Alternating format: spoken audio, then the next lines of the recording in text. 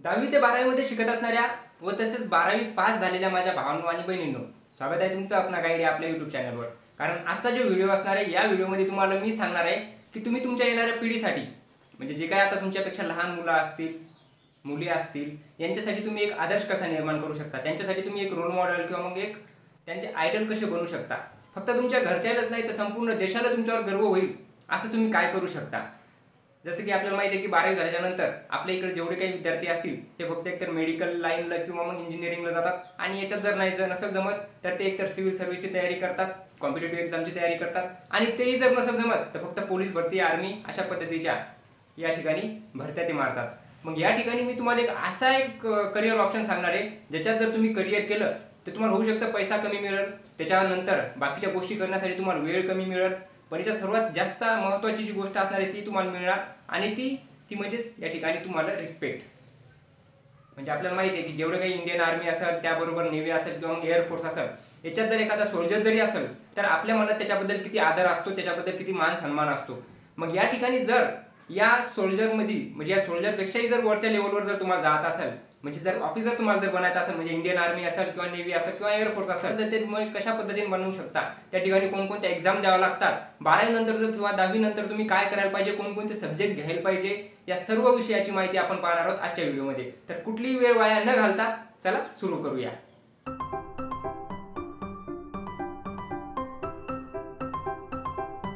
तर या ठिकाणी आज मी तुम्हाला माहिती सांगणार आहे ती म्हणजे एनडीएची।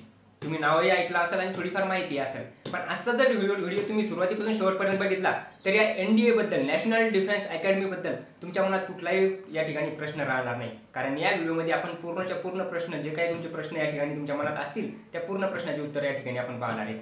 मग नेमकं एनडीएची गरज काय होती हे सर्वात पहिले आपल्याला माहिती पाहिजे की आपल्या ज्या देशामध्ये एनडीएची स्थापना करण्यात आली, नॅशनल डिफेन्स अकॅडमीची स्थापना करण्यात आली, तर याची गरज काय होती। ते 1944 मध्ये ज्यावेळेस सेकंड वर्ल्ड वॉर म्हणजे द्वितीय विश्वयुद्ध झालं त्याच्यानंतर आपल्या देशातील या तत्कालीन जे काही मंडळी होती म्हणजे जे काही सरकार होतं त्यांना अशी गरज वाटली की एक अशी संस्था असली पाहिजे ज्या ठिकाणातून आपण इंडियन आर्मी, नेव्ही आणि एअरफोर्समध्ये आपले जे ऑफिसर असतील हे ऑफिसर घडून देणारी एखादी संस्था आपल्या देशामध्ये असली पाहिजे। मग हे ऑफिसर घडून देणारी जी संस्था आहे याच्यासाठीच 1949 मध्ये एनडीएची स्थापना करण्यात आली आणि स्थापना कुठं करण्यात आली होती तर पुणे म्हणजे महाराष्ट्रातील पुणे या ठिकाणी याची स्थापना झाली होती आणि ते कुठे तर खडकवासला या ठिकाणी। तर या ठिकाणी आता आपण पाहू की नेमकं एनडीए मध्ये प्रवेश कसा मिळवायचा आणि त्याचं आपल्या सिलेक्शन पर्यंत त्याची काय प्रोसेस असते सर्व गोष्टी आपण या ठिकाणी क्लिअर करू। सर्वात पहिले म्हणजे त्याच्यात प्रवेश मिळवण्यासाठी तुम्हाला द्यावी लागते एक एंट्रन्स एक्झाम। एनडीएची एंट्रन्स एक्झाम असते, ती एंट्रन्स एक्झाम दिल्याच्या नंतर कट ऑफ लागल्याच्या नंतर तुमचा त्या ठिकाणी सिलेक्शन होतं। मग ही एंट्रन्स एक्झाम कशी घेतली जाते तर वर्षातून 2 वेळेस ही एक्झाम घेतली जाते, म्हणजे एका वर्षात 2 वेळेस ही एक्झाम कंडक्ट केली जाते आणि ही एक्झाम कोण घेतं तर एक्झाम घेतं यूपीएससी। तुम्ही यूपीएससीचं नावही ऐकलं असेल, IAS, IPS, IFS अशा पद्धतीचे जे काही सिव्हिल सर्वंट असतात म्हणजे सिव्हिल सर्व्हिसच्या ज्या काही एक्झाम येतात या सिव्हिल सर्व्हिसच्या एक्झाम सुद्धा यूपीएससी घेतली आणि सर्वात टफ एक्झाम समजली जाते आपल्या भारत देशामध्ये। मग तीच यूपीएससी एनडीएची सुद्धा एक्झाम कंडक्ट करते आणि ती सुद्धा वर्षातून 2 वेळेस। मग वर्षातून 2 वेळेस कधी कधी तर हिचे जानेवारीमध्ये फॉर्म निघतात, ती एक्झाम होती एप्रिलमध्ये। म्हणजे सर्वात पहिली जी एक्झाम होती अशा याचा टाइम पिरियड सुद्धा फिक्स आहे, एप्रिलमध्ये प्रत्येक वर्षात एप्रिलमध्ये पहिली एक्झाम होणार आणि तिचे फॉर्म निघणार जानेवारीमध्ये। आणि जी दुसरी एक्झाम आहे म्हणजे जी एप्रिलमध्ये जे मुलं देऊ शकले नाही किंवा त्यांचं एज त्या ठिकाणी बसलं नाही किंवा त्यांचं क्वालिफिकेशन त्या ठिकाणी ते नव्हतं, पण असे मुलं काय करू शकतात सप्टेंबरमध्ये एक्झाम देऊ शकतात। मग सप्टेंबरमध्ये परत ही एक्झाम घेतली जाते आणि सप्टेंबरमध्ये जी एक्झाम असते तिचे फॉर्म कधी निघतात तर तिचे फॉर्म निघतात जुलैमध्ये। मग आता 2025 मध्ये जर तुम्ही तयारी करणार असाल, 2025 मध्ये जर तुम्हाला एक्झाम द्यायची असेल तर ती कधी असणार आहे ते सुद्धा आपण या ठिकाणी थोड्या वेळात पाहू। आणि ही जी एक्झाम असते ही एक्झाम देण्यासाठी तुमचं एज काय असलं पाहिजे तर तुमचं एज असलं पाहिजे 16 ते 19.5 दरम्यान। 16.5 पेक्षा कमी सुद्धा नसले पाहिजे आणि 19.5 पेक्षा जास्तही नसले पाहिजे। त्याचबरोबर मी तुम्हाला सुरुवातीलाच म्हणलं की 10वी ते 12वी मध्ये शिकणारे आणि 12वी पास झालेले मुलं त्यांच्यासाठी हा व्हिडिओ असणार आहे। याचं कारण काय, जर ही जी एक्झाम असते ही एक्झाम कोण देऊ शकतं तुम्ही थंबनेल मध्ये सुद्धा बघितलं असेल की थंबनेल मध्ये सांगितलं 12वीं के साथ भी और 12वीं के बाद भी, 12th के साथ भी और 12th के बाद भी। याचा अर्थ काय तुम्ही 12वी मध्ये असताना सुद्धा ही एक्झाम देऊ शकता, कारण 16.5 म्हणजे तुम्ही 12वीत असू शकता किंवा मग 12वी पास असू शकता, 12वीत असताना सुद्धा तुम्ही एक्झाम देऊ शकता आणि त्याचबरोबर 12वी जर तुम्ही पास आउट झाले असाल त्यावेळेस सुद्धा एक्झाम देऊ शकता। मग 10वीच्या आणि 11वीच्या मुलांनी व्हिडिओ कशासाठी बघायचा की 10वी आणि 11वीच्या मुलांसाठी हा व्हिडिओ याच्यासाठी आहे कारण 10वी पास झाल्याच्या नंतर तुम्ही कोणती स्ट्रीम निवडणार हे सुद्धा त्या ठिकाणी महत्त्वाचं आहे, तुम्ही कोणता सब्जेक्ट घेणार हे सुद्धा महत्त्वाचं आहे। मग या ठिकाणी जर का तुम्हाला एनडीएची एक्झाम द्यायची असेल तर त्या ठिकाणी तुम्हाला एज किती असलं पाहिजे माहीत झालंच, 16.5 ते 19.5. क्वालिफिकेशन काय असलं पाहिजे, तुम्ही 12वीमध्ये शिकत असले पाहिजे किंवा मग 12वी पास आउट असली पाहिजे. आणि त्याचबरोबर या ठिकाणी तुमचे जे सब्जेक्ट असले पाहिजे ते कोणकोणते असले पाहिजे, तुम्ही आर्ट, कॉमर्स किंवा मग सायन्स कोणत्याही स्ट्रीममध्ये असाल तर तुम्ही एक्झाम देऊ शकता. पण त्यासाठी काही कंडिशन कशा आहेत की तुम्ही जर का आर्टमधून जर एक्झाम देत असाल, म्हणजे आर्ट तुम्ही 11वी-12वीमध्ये आर्टमध्ये असाल किंवा कॉमर्समध्ये असाल, तर तुम्ही फक्त आणि फक्त इंडियन आर्मीसाठी तुम्ही त्या ठिकाणी फॉर्म फिलअप करू शकता. एअरफोर्स आणि नेव्हीसाठी नाही. म्हणजे जे काही ऑफिसर असतील इंडियन आर्मीमध्ये त्याच्यासाठी तुम्ही क्वालिफाय आहेत, पण इंडियन नेव्ही आणि इंडियन एअरफोर्समध्ये त्या ठिकाणी तुम्ही सिलेक्ट होऊ शकत नाही. मग त्यासाठी तुम्हाला काय करायचं की 10वी झाल्याच्या नंतर 11वी आणि 12वीमध्ये जर तुमचं 12वीमध्ये फिजिक्स आणि मॅथ जर हे दोन जर सब्जेक्ट असतील तर तुम्ही या तीनही विभागासाठी त्या ठिकाणी फॉर्म भरू शकता. म्हणजे तुम्ही इंडियन आर्मीसाठी सुद्धा, इंडियन नेव्हीसाठी सुद्धा आणि इंडियन एअरफोर्ससाठी सुद्धा फॉर्म भरू शकता. आणि ते तुम्हाला त्यावेळेस फॉर्म फिल करता त्यावेळेस त्या ठिकाणी मेन्शन करावं लागतं की तुम्ही कशासाठी फॉर्म भरायले, म्हणजे आर्मीसाठी भरायले, नेव्हीसाठी भरायले का एअरफोर्ससाठी भरायले. त्याच्यानंतर एवढी माहिती तुम्हाला कळालीच असेल. वय कळालं 16.5 ते 19.5. त्याच्यानंतर क्वालिफिकेशन कळालं, म्हणजे 12वी आणि 12वी पास, म्हणजे 12वीमध्ये शिकत असाल किंवा 12वी पास असाल त्यावेळेस सुद्धा तुम्ही अप्लाय करू शकता. त्याच्यानंतर महत्त्वाचं म्हणजे सिलेबस काय असतो, पेपर कसे होतात. आता या एक्झामची तयारी जर तुम्हाला करायची असेल तर तुम्हाला सर्वात महत्त्वाचे विषय असतात ते म्हणजेच मॅथ. कारण पेपर 1 आणि पेपर 2 असे 2 पेपर घेतले जातात, ते सुद्धा एकाच दिवशी घेतले जातात. असं नाही की आज पेपर घेतल्यानंतर काही दिवस तुम्हाला वेळ दिला जाईल आणि नंतर दुसरा पेपर घेतला जाईल, असं नाही. एकाच दिवसात 2 पेपर घेतले जातात. तुम्ही याच्या अगोदर स्कॉलरशिपचे पेपर दिले असतील किंवा NMMSची परीक्षा दिली असतील, NTSCच्या परीक्षा दिल्या असतील, अशा काही एक्झाम दिल्या असतील, त्याच परीक्षा जशा पद्धतीने घेतल्या जातात त्याच पद्धतीने ही सुद्धा परीक्षा घेतल्या जाते. म्हणजेच ही जी एक्झाम असते एनडीची ऑल ओव्हर इंडिया असते, म्हणजे संपूर्ण भारतामध्ये एकदाच घेतल्या जाते.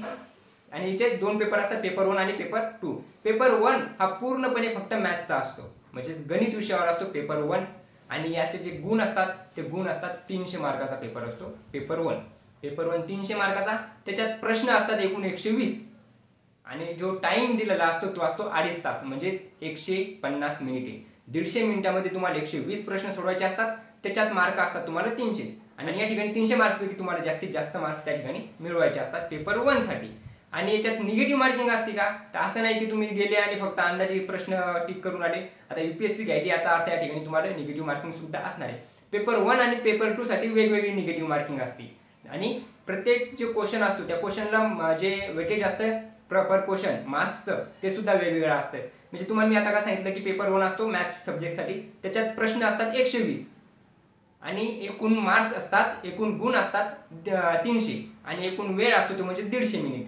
मग असा प्रत्येकी एका प्रश्नाला 2.5 गुण या ठिकाणी दिलेले असतात. आणि जर चुकीचा प्रश्न त्या ठिकाणी जर तुम्ही केला तर तुमचे आलेल्या प्रश्नातून आलेले जे काही गुण असतील त्याच्यातून एका प्रश्नासाठी 0.83 गुण कमी केले जातात. म्हणजे जर एखादा प्रश्न तुम्ही रॉंग त्या ठिकाणी क्लिक केला, म्हणजे रॉंग प्रश्न जर त्या ठिकाणी उत्तर दिलं तर या ठिकाणी तुमचा 0.83 गुण कमी केल्या जातात. म्हणजे निगेटिव्ह मार्किंग पेपर 1 साठी 0.83 एवढी.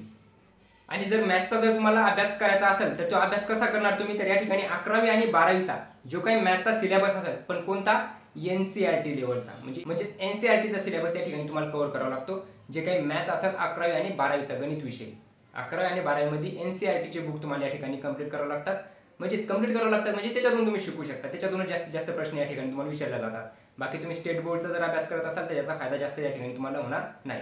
मग NCERT मधून तुम्ही अभ्यास करणार कशाचा, मॅथचा पेपर 1 साठी. आता पेपर 2 असतो, पेपर 2 जो असतो तो पेपर 2 असतो GK GSचा. आणि याच्यात जे एकूण गुण असतात ते गुण असतात 600. पेपर 1 300 गुणाचा आणि पेपर 2 600, अशी पूर्ण परीक्षा 900 गुणाची असते. तेही सांगायचं राहिलं होतं की पेपर पूर्ण परीक्षा किती गुणाची असते, 900 गुणाची. पेपर 1 झाला 300 गुणाचा, पेपर 2 असणार 600 गुणाचा. त्याच्यात प्रश्न किती असणार, याच्यात प्रश्न असणार ते म्हणजे 150 प्रश्न. त्याच्यानंतर 150 मिनिट, या ठिकाणी सुद्धा 2.5 तास टाइम दिलेला असतो. पेपर 1 मध्ये सुद्धा 2.5 तास टाइम दिलेला असतो. 150 मिनिट दिलेले असतात. या ठिकाणी 150 प्रश्न असतात आणि 600 गुण असतात. म्हणजे एका प्रश्नाला या ठिकाणी तुम्हाला दिले असतात 4 गुण. एका प्रश्नाला 4 गुण, 15 चूक 60, म्हणजे या ठिकाणी 600 गुणाची परीक्षा असते. याच्यात निगेटिव्ह मार्किंग किती असते, तर याच्यात असते निगेटिव्ह मार्किंग ती म्हणजे 1.33 गुणाची. म्हणजे जर का तुम्ही एखादा चुकीचा प्रश्न त्या ठिकाणी जर केला तर या ठिकाणी तुमचा 1.33 गुण त्या ठिकाणी वजा केल्या जातात. आणि आता पेपर 2 चा अभ्यास तुम्ही कुठून करणार? तर पेपर 2 चा जर तुम्हाला अभ्यास करायचा असेल तर तुम्ही 9वी आणि 10वीचे त्याचबरोबर 11वी 12वीचे एनसीईआरटीचे बुक त्या ठिकाणी फॉलो करणार. कोणकोणते सब्जेक्ट तुम्हाला करायचे ते पण आपण या ठिकाणी बघणार आहोत. सर्वात पहिले तुम्हाला एनसीईआरटी बुक कोणकोणते? तर 9वी आणि 10वीवर सर्वात जास्त भर द्यायचा, कारण सर्वात जास्त जे प्रश्न असतात ते 9वी आणि 10वीच्या एनसीईआरटी बुक मधून येतात. त्याचबरोबर 11वी आणि 12वी मधून सुद्धा तुम्हाला थोडेफार त्या ठिकाणी प्रश्न दिसतात. पण महत्त्वाचं काय? 9वी आणि 10वीची एनसीईआरटी बुक. कोणकोणते सब्जेक्ट असतात? सर्वात महत्त्वाचा असतो तो म्हणजे इंग्लिश. दुसरा जो सब्जेक्ट असतो तो असतो या ठिकाणी सायन्स. आणि तिसरा जो असतो तो जीकेचा. म्हणजेच या ठिकाणी जीके मध्ये कोणकोणते सब्जेक्ट येतात? याच्यात पॉलिटी येतो, याच्यात हिस्ट्री येतो, जिओग्राफी येतो, इकॉनॉमिक्स येतो आणि त्याचबरोबर करंट अफेअर सुद्धा येतो. म्हणजे 5 सब्जेक्ट मिळून सुद्धा तुम्हाला त्या ठिकाणी अभ्यास करावा लागतो. म्हणजे हे 5 सब्जेक्ट आणि त्याचबरोबर सायन्स आणि इंग्लिश असे 7 सब्जेक्ट या ठिकाणी तुम्हाला असतात.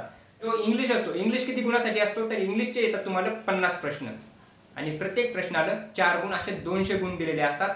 या ठिकाणी पेपर 2 मध्ये इंग्लिश सेक्शन मध्ये एकूण 50 क्वेश्चन आणि प्रत्येकाला 4 गुण असे एकूण 200 गुणाची परीक्षा इंग्लिशची. म्हणजे 200 गुणासाठी इंग्लिश विचारल्या जाणार. इंग्लिशमध्ये काय काय विचारलं जाणार? तर कॉम्पिटेटिव्ह लेवलचा अभ्यास या ठिकाणी असतो. त्याच्यात तुम्हाला व्होकॅब्युलरी आणि ग्रामर चांगलं करावं लागतं. व्होकॅब्युलरी आणि ग्रामर जर तुमचं चांगलं असेल तर इंग्लिशमध्ये सुद्धा तुम्ही जास्तीत जास्त मार्क्स या ठिकाणी मिळवू शकता. त्याचबरोबर जे दुसरा सेक्शन असतो पेपर 2 मध्ये, पहिला सेक्शन इंग्लिशचा, दुसरा सेक्शन सायन्सचा. सायन्समध्ये तुम्हाला फिजिक्स, केमिस्ट्री आणि बायो जे काही 10वी पर्यंत तुमचं असतं या ठिकाणी फिजिक्स, केमिस्ट्री, बायोचे काही प्रश्न या ठिकाणी विचारले जातात. किती प्रश्न विचारले जातात? तर 50 प्रश्न या ठिकाणी तुम्हाला विचारले जातात.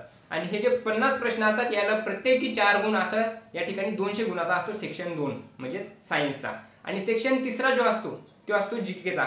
आणि जीके मध्ये तुम्हाला मी आताच सांगितलं होतं कोणकोणते सब्जेक्ट असतात. तर या ठिकाणी सब्जेक्ट असतात या ठिकाणी हिस्ट्री, जिओग्राफी, पॉलिटी, इकॉनॉमिक्स आणि करंट अफेअर हे 5 सब्जेक्ट या ठिकाणी असतात. या 5 सब्जेक्टवर प्रश्न विचारले जातात 50 आणि या 50 प्रश्नाला प्रत्येकी 4 गुण अशा पद्धतीने 200 गुणाची हा सुद्धा सेक्शन असतो. मग असं करून सेक्शन 1 200 गुणाचा, सेक्शन 2 200 गुणाचा आणि सेक्शन 3 जीकेचा हा सुद्धा 200 गुणाचा, असं करून 600 गुणाचा पेपर 2 असतो आणि 300 गुणाचा पेपर 1 असतो. असा एकूण 900 गुणाची परीक्षा असते. आणि 900 गुणापैकी जे काही मुलं असतील, जे काही कट ऑफ क्लिअर करतील यांचं सिलेक्शन होतं ते म्हणजे SSB साठी. म्हणजे आता पेपर झाला म्हणजे सर्व झाला असं नाही. पेपर झाल्याच्या नंतर दुसरी स्टेप असते ती म्हणजेच कशाची? तर इंटरव्ह्यूची. हा SSB नावाचा एक इंटरव्ह्यू तुमचा घेतला जातो. आता SSB हा इंटरव्ह्यू सुद्धा एक स्पेशल टॉपिक बनतो. याच्यावर सुद्धा खूप माहिती तुम्हाला या ठिकाणी माहिती असायला पाहिजे. त्यामुळे जर त्याची माहिती तुम्हाला मिळवायची असेल तर तुम्ही दुसऱ्या एखाद्या ठिकाणी त्या ठिकाणी माहिती मिळवू शकता किंवा मग कमेंटमध्ये सांगू शकता. मी त्याच्यावर नक्की व्हिडिओ बनवेल. आता दुसरी जी या ठिकाणी स्टेप असणार ती असणार SSB इंटरव्ह्यूची. हा 5 दिवसाचा इंटरव्ह्यू असतो. म्हणजे जे काही मुलं एक्झाम क्लिअर करून इंटरव्ह्यूसाठी क्वालिफाय झाले होते त्या मुलांना बोलवून या ठिकाणी 5 दिवस त्या ठिकाणी त्यांच्या इंटरव्ह्यू घेतला जातो. 5 दिवस असा काय इंटरव्ह्यू घेतला जातो तर त्या ठिकाणी सर्व गोष्टी तुमच्या त्या ठिकाणी ते नोटीस करतात. इंटरव्ह्यू झाल्याच्या नंतर इंटरव्ह्यू सुद्धा तुमचा या ठिकाणी त्याचा सुद्धा कट ऑफ लागतो, त्याचे सुद्धा मार्क्स तुम्हाला त्या ठिकाणी मिळतात. मग याच्यानंतर जे एक्झामचे गुण असतील, तुमचे एक्झामचे मार्क्स असतील ते मार्क्स अधिक या ठिकाणी इंटरव्ह्यूचे मार्क्स या दोन्हीचा मिळून एक कट ऑफ लागतो आणि याच्यानंतर तुमचं मेडिकलला सिलेक्शन होतं. म्हणजे या दोन्ही मिळून ज्यावेळेस तुम्ही या दोन्हीचा कट ऑफ क्लिअर केला त्यावेळेस तुमचं सिलेक्शन होतं ते म्हणजेच मेडिकलसाठी. त्यावेळेस तुमचं मेडिकल सुद्धा टेस्ट केलं जातं आणि मेडिकल टेस्ट झाल्याच्या नंतर ते येतो फायनल कट ऑफ. आणि मेडिकल म्हणजे हे तीनही स्टेप कंप्लीट केल्यानंतर तुमचा फायनल कट ऑफ लागणार आणि फायनल कट ऑफ लागल्याच्या नंतर मेरिटनुसार जे काही टॉपचे जे काही मुलं असतील ते त्या मुलांचं या ठिकाणी सिलेक्शन होतं. सिलेक्शन किती होतं हे सुद्धा महत्त्वाचं आहे की सिलेक्शन किती मुलांचं होतं, किती वॅकन्सी असतात. तर नियर अबाउट 400 या ठिकाणी जागा असतात प्रत्येक वर्षी. म्हणजे प्रत्येक एक्झाममध्ये असं आपण म्हणू शकतो प्रत्येक एक्झाममध्ये किती मुलं या ठिकाणी पास होऊ शकतात तर 400 मुलांचं सिलेक्शन या ठिकाणी एका बॅचमध्ये होऊ शकतं. मग 400 पेक्षा थोडेफार कमी जास्त होऊ शकतात, 390 395 आसपास किंवा 410 पर्यंत सुद्धा ही संख्या जाऊ शकते. असं थोडंफार या ठिकाणी 8-10 मुलांचा कमी जास्त या ठिकाणी होतात. त्याचबरोबर या ठिकाणी 25 ते 30 मुली प्रत्येक बॅचमध्ये घेतल्या जातात. म्हणजे याच्या अगोदर अशा पद्धतीचे काही नियम नव्हता. म्हणजे त्याच्या अगोदर मुलींचं सिलेक्शनच होत नव्हतं. फक्त मुलंच या ठिकाणी एनडीएची परीक्षा देऊ शकत होते आणि फक्त मुलंच ऑफिसर बनण्यासाठी एनडीएमध्ये जाऊ शकत होते. पण आता 138वी बॅच पासून म्हणजे अशा 1 2 3 असं करत करत अशा बॅच आपण ज्यावेळेस कंप्लीट करत आलो त्यावेळेस 138 नंबरची जी बॅच होती या बॅचमध्ये पहिल्या वेळेस असं झालं की मुलासोबत मुली सुद्धा या ठिकाणी एनडीएची परीक्षा देऊ शकतात आणि त्या ठिकाणी प्रवेश मिळवू शकतात. पण मुलींसाठी सुद्धा 25 ते 30 जागा असतात. त्याचबरोबर बाकीच्या जागा उर्वरित जागा असतील त्या मुलांसाठीच असतील आणि हे ऑल ओव्हर इंडिया असतात. हे तुम्हाला मी अगोदरच सांगितलं. त्याच्यानंतर आता महत्त्वाचं काय राहिलं तर आता जर तुम्ही तयारी करणार असाल 2025 मध्ये या एक्झामची एनडीएची जर तयारी करत असाल किंवा याच्यानंतर पुढच्या वर्षी एक्झामची तयारी करणार असाल, जसं की 10वी पासून मी सांगितलं होतं की 10वीचे मुलं सुद्धा 12वीत गेल्याच्या नंतर ही एक्झाम देऊ शकतात, त्यांनी PCM ग्रुप निवडायला पाहिजेत किंवा मग मॅथ आणि फिजिक्स त्यांचं त्या ठिकाणी असलं पाहिजे. त्याचबरोबर 11वी मधले मुलं सुद्धा आता पुढच्या वर्षी देऊ शकतात आणि 12वीचे जे मुलं असतील ते यावर्षी 12वी शिकत असतील किंवा नेमकेच 12वी पास आउट झाले असतील, 12वी के 7 बी 12वी के बाद बी, मला आधीच सांगितलं होतं, ते मुलं सुद्धा या ठिकाणी आता येणारी जी परीक्षा असेल 2025 मध्ये, आता ज्या एप्रिल महिन्यातली जी परीक्षा आहे ती तर आता होईल, कारण त्याचे फॉर्म तुम्ही भरले असतील किंवा नसतील भरले, तर तुम्ही जी येणारी सप्टेंबर मधली परीक्षा असेल ती परीक्षेची तयारी या ठिकाणी सुरू करू शकता आणि त्या ठिकाणी प्रवेश मिळवू शकता. तर या परीक्षेची तयारी कशी करणार, तर या ठिकाणी तुमचं वय किती असलं पाहिजे, तर या ठिकाणी जर का तुमची एज 1 जानेवारी 2007 ते 1 जानेवारी 2010च्या दरम्यान असेल तर तुम्ही यावर्षी सप्टेंबरमध्ये होणारी 2025 सप्टेंबरमध्ये होणारी परीक्षा देऊ शकता. कधी, जर तुमचं एज 1 जानेवारी 2007 ते 1 जानेवारी 2010च्या दरम्यान असेल तर एक दिवस सुद्धा मागे नाही, एक दिवस सुद्धा पुढे नाही. याच्या दरम्यान जर तुमचं एज असेल, तुम्ही 12वी मध्ये शिकत असाल 2025 मध्ये किंवा 12वी पास झाले असाल किंवा परीक्षा दिली, पास होसाल, निकाल येईल काही दिवसानंतर, तर तुम्ही या ठिकाणी एनडीएची तयारी करू शकता. त्याचे फॉर्म कधी निघतील, त्याचं नोटिफिकेशन येईल, तर जी सप्टेंबरमध्ये एक्झाम होणार आहे त्याचे फॉर्म तर तुम्हाला सांगितलंच की जुलैमध्ये निघतील, पण त्याचं जे नोटिफिकेशन आहे तर होऊ शकतं ते मे महिन्यात सुद्धा येईल. तर 28 मे ही तारीख दिलेली आहे की 28 मेला याचं नोटिफिकेशन येईल, नंतर त्याचे फॉर्म फिलअप केले जातील आणि सप्टेंबरमध्ये ही एक्झाम घेतल्या जाईल.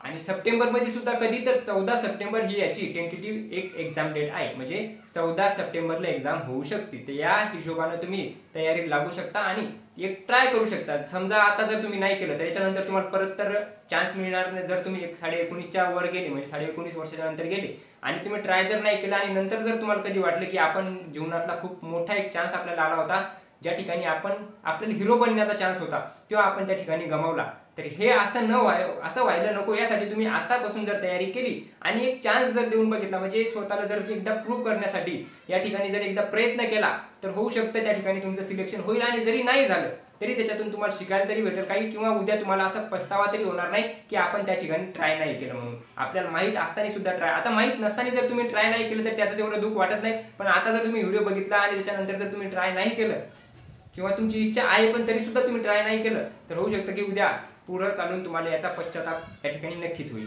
मग अशा पद्धतीने तुम्ही एनडीए मध्ये कशा पद्धतीने प्रवेश मिळवू शकता, कशा पद्धतीने पेपर पॅटर्न असतो, त्याचबरोबर त्याची जी काही स्टेप असतात, जसं की फॉर्म फिलअप झाल्याच्या नंतर त्या ठिकाणी काही एक्झाम डेट येईल, एक्झाम डेट आल्याच्या नंतर एक्झाम दिल्याच्या नंतर तुमचा फर्स्ट त्या ठिकाणी कट ऑफ लागेल, कट ऑफ लागल्याच्या नंतर तुम्ही SSB इंटरव्ह्यूसाठी त्या ठिकाणी सिलेक्ट व्हाल.